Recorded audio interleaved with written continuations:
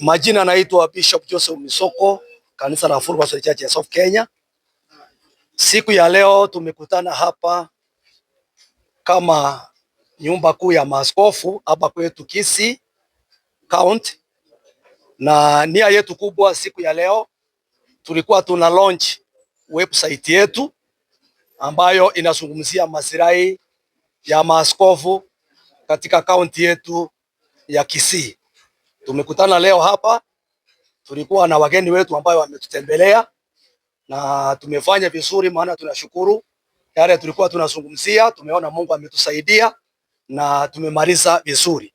Hayo ndio mambo yalituleta leo hapa kuzungumzia maslahi yetu kama wachungaji katika kaunti yetu ya Kisii, na pia kuangalia mambo yale ambayo yanafaa kama wachungaji na kama maaskofu yanayohusu kanisa letu na kanisa la Bwana katika kaunti yetu ya Kisii kwa jumla. Hayo ndio mambo yametuleta siku ya leo, na tunataka kusema Mungu awabariki wote wale ambayo mmekuja siku ya leo, na yale yametendeka, nataka kusema neema ya Mungu iwe pamoja nanyi. Asanteni sana. Ninaitwa Askofu Robert Nyamwange. Mimi ndiye mwenyekiti wa House of Bishops Kisii County. Ni nyumba ya maaskofu ambayo kazi yao ni kuangalia maslahi ya maaskofu na hata na wachungaji. Vile mumesikia, we were launching our website and it was very successful. Bali pia kwa niaba ya nyumba hii kuu ya maaskofu kutoka mji wa Kisii, tunataka kunena ya kwamba vile tumekaribia msimu wa siasa, maana ni miezi michache tufike 2027 wakati tunaenda katika general election. Tungesii wanasiasa wetu to tone down, yani wapunguze speed. Tunaomba amani, hata wanapotembea tunaomba amani, hata wanapozungumza tunaomba amani. Kitabu cha Zaburi inasema ya kwamba jinsi gani ilivyo vema watu katika nchi ya Kenya kuishi katika amani, maana hapo Mungu ananena baraka na uzima wa milele. Tunaomba hiyo amani katika msimu wa siasa, kwa sababu nchi yetu ni nchi ya amani. Mungu awabariki na awatende mema.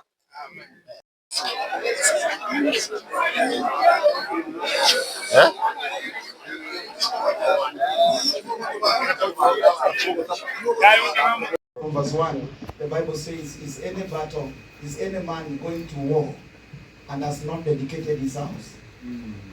And then God said, let that man go home. Let the priest go and ask.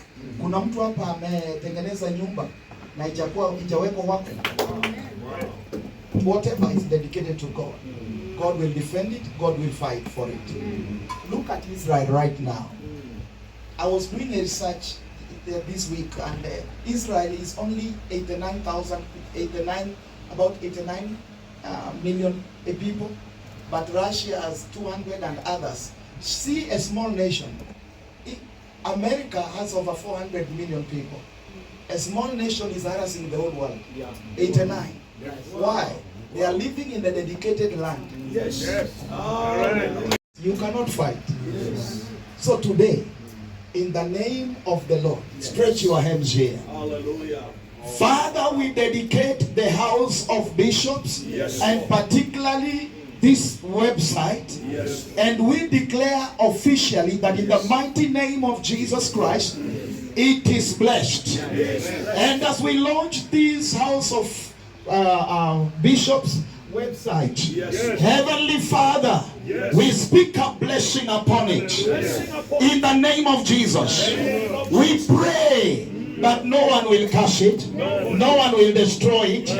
We lift it before you, O God, the builder and the maker of all things. Build this house of fellowships, and in the mighty name of Jesus Christ, let wisdom be upon us and the leaders and the whole house of fellowship, or house of bishops, to the glory of God. Now, in the name of the Father, the Son, and the Holy Spirit, I officially declare the website and the House of Bishops launched and dedicated to the Most High God in Jesus' mighty name, and so shall it be. Amen.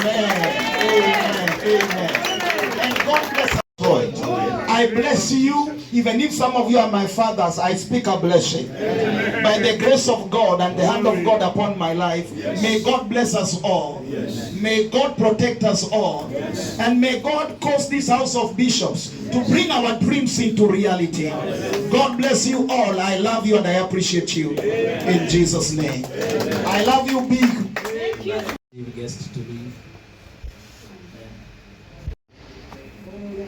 And I believe our time will come to remember that it was not in vain we came. I see great things that no eye. I see great investment.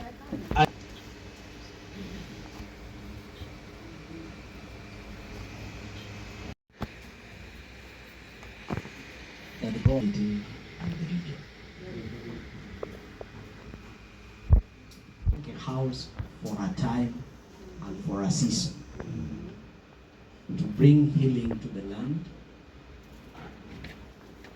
to bring economic emancipation, deliverance to the land, for one at such a time and season. Here, first page, and you can be able to see the main objective is to restore dignity and championing welfare. Kisii County House of Bishops welfare. It's a repeat of that, championing the welfare of bishops in Kisii County through spiritual guidance, pastoral care, and community development initiatives. Then we have the mission: carry one another's burdens. In this way, you will fulfill the law of Christ. I want to be fast because I've been told by a bishop that is traveling. Our main pillars: spreading the gospel and encouraging spiritual growth across communities. That's an evangelism. Social justice, advocating for fairness, equality, and protection of vulnerable groups. Education, supporting educational initiatives that empower communities and leaders. Health initiatives, promoting wellness and providing healthcare support for bishops and communities. Economic empowerment, building sustainable financial security through microfinance and retirement schemes. Community development, collaborative projects that enhance the quality of life in Kisii County. You can see down there, current bishops, 65, united across denominations. Founded in 2025, March 2025. Official launch is today in the month of March, and the launch of the group will be in the month of April. Claudian call, join us in this noble cause. Be part of restoring dignity to the office of bishops and supporting community development. I don't know whether the chief guest will allow me to read part of about, shortly, 1 or 2 paragraphs. Yeah. Our organization, the Kisii County House of Bishops Welfare, was founded on March 2025 to champion the welfare of bishops in Kisii County by restoring honor to the office of the bishop and pooling financial resources for their economic well-being.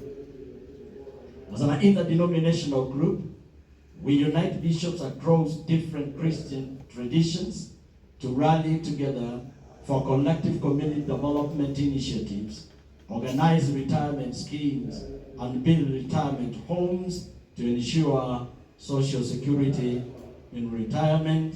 I wish Smith could underscore that and align it. Our unique approach focuses on empowering bishops during their active service rather than posthumous honoring, with deliberate efforts to restore honor and dignity to bishops and ensure clergy through the retirement schemes.